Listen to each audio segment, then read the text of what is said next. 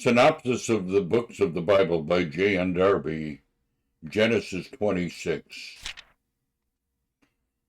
God's new revelation to Isaac.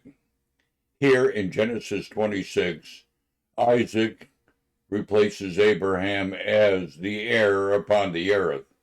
It is a new revelation when Isaac is himself in a strange land, like the one made to Abraham at the first, only that Isaac was already in connection with the calling of God, but not in the enjoyment of the promise.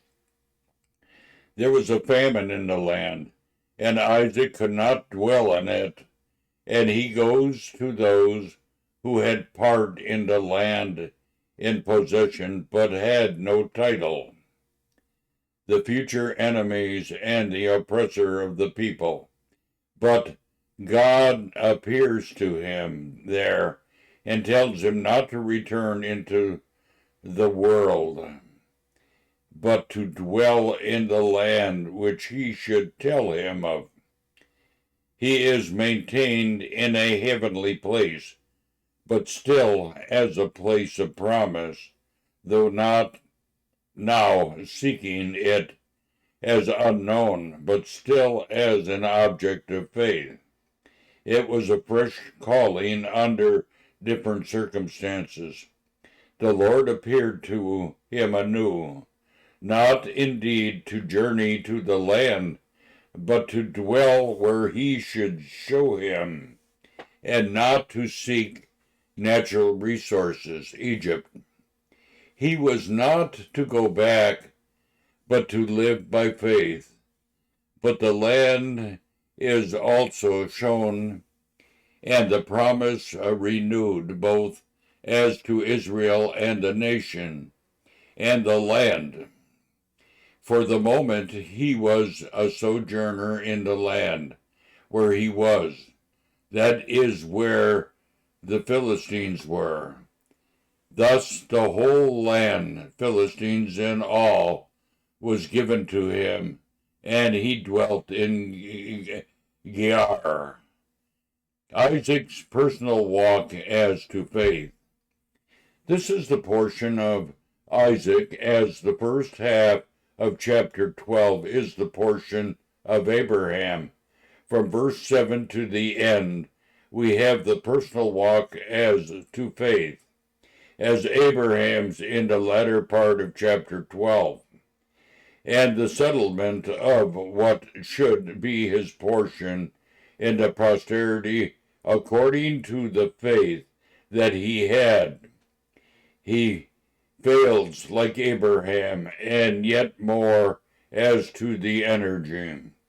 He denies his wife as Abraham had done, and he leaves in the hand of the enemy the wells which Abraham had dug. He had failed in faith in God before Abraham.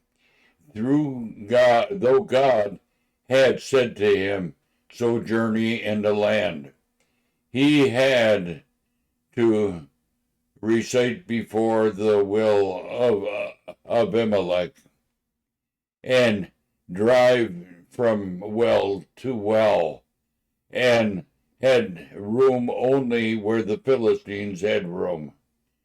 In Beersheba he meets with God, where he had pitched his tent, where Abraham had set his bonds to Abimelech, and Isaac was born.